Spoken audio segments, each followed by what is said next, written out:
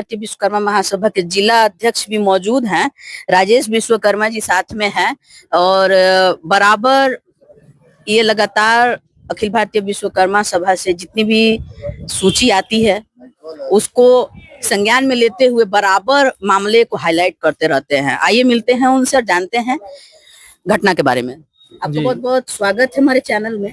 आपसे ये हम पूछना चाहेंगे कि जब आप लोग गए थे मिलने के लिए राम आश्रय जी से, उस वक्त किस गंभीर हालत में थे? क्योंकि पता चला है कि काफी मारपीट हुई है। जी वहाँ उनका सर फटा था। उनको हम लोग तमाम लोग उनको लेकर के हम लोग गाजीपुर सदर अस्पताल पहुंचे। वहाँ जाने के बाद उनको जो है कि रेफर कर दिया गया। तो सिटी लाइफ वहाँ चले गए, सिटी लाइफ आजमगढ़ के लिए, और फिर वहाँ वो 2 दिन वहाँ रहे। उसके बाद उन्होंने लखनऊ चले गए। कटरिया गांव से आपका किसी विश्वकर्मा समाज से संपर्क भी हुआ था, आपने मुझे बताया था। वहाँ की अभी स्थिति क्या बनी हुई है? देखिए, कटरिया गांव से इसलिए कि वही एक रीता विश्वकर्मा है, अखिल भारतीय विश्वकर्मा शिल्पकार महासभा गाजीपुर के महिला जिला अध्यक्ष हैं। उनका मायके वही उसी गांव में है। सबसे पहले वो एक पत्रकार को लेकर के वहां गई थी कि मेरा मायके है और मेरी गांव की भतीजी है, उसके साथ 8 में पढ़ती है, उसके साथ गलत हुआ है। तो कहीं ना कहीं इसकी आवाज उठनी चाहिए, उसकी दर्द को समझना चाहिए, वहाँ रही भी रात जानना चाहिए। रात में भी तो रीता जब गई है तो उस रीता विश्वकर्मा को भी वहां के लोगों ने मारने का काम किया, मार दिया, उसके कपड़े फाड़ दिए, उसका बोतल चढ़ रहा था, वो बेहोश हो गई थी। फोकस कीजिएगा इस बात पे कि अखिल भारतीय विश्वकर्मा महासभा की गाजीपुर से जिला अध्यक्ष पहले दिन ही पहुंची हैं घटना की जानकारी को लेकर, और बुरी तरीके से उसके साथ भी मारपीट हुई है। अभी तक उसका यह वीडियो कोई मीडिया नहीं दिखा रहा है, लेकिन वर्तमान जिला अध्यक्ष अखिल भारतीय विश्वकर्मा महासभा के बता रहे हैं। आगे जानते हैं कि आगे क्या हुआ। उसके बाद पत्रकार महोदय को, जिस पत्रकार को उन्होंने लेकर गई थी, उनको भी मारा पीटा गया, और मारने के बाद वो प्रशासन को बुलवा करके उनको पकड़वा करके थाने भेजवा दिए।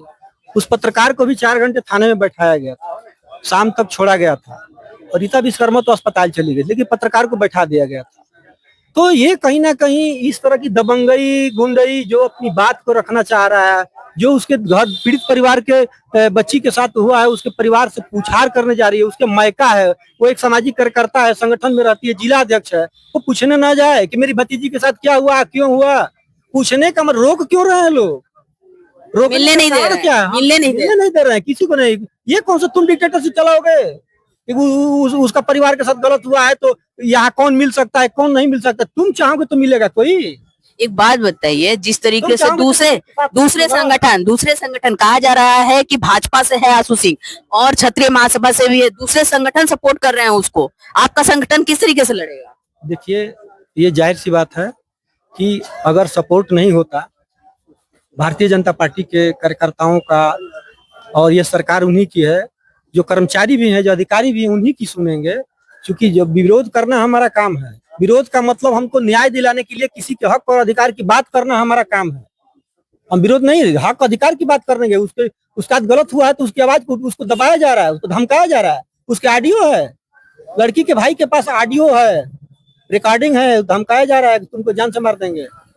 हम लोग गए थे तो उसके पिता ने कहा, भाई ने रिकॉर्डिंग दिलाया। हम लोग संदीप जी के साथ भी उस लड़की के घर गए थे, उसके पिता सियाराम विश्वकर्मा से हम लोग मिले हैं। ये नहीं है, बहुत ज्यादा गलत हुआ है, और कहीं ना कहीं वहाँ के दबंग लोग जो हैं वो छोटी बिरादरी के लोगों को ज्यादा प्रताड़ित करने का काम कर रहे हैं, अपना डिक्टेटरशिप चलाने का काम कर रहे हैं, यह दिखलाने का काम कर रहे हैं कि यहाँ हम लोग जो चाहेंगे वही होगा। हमारे साथ थे अखिल भारतीय विश्वकर्मा महासभा के जिला अध्यक्ष राजेश विश्वकर्मा। मैं हूँ अर्चना शर्मा, साथ में है कैमरामैन नीलम। आप देख रहे हैं PMA न्यूज।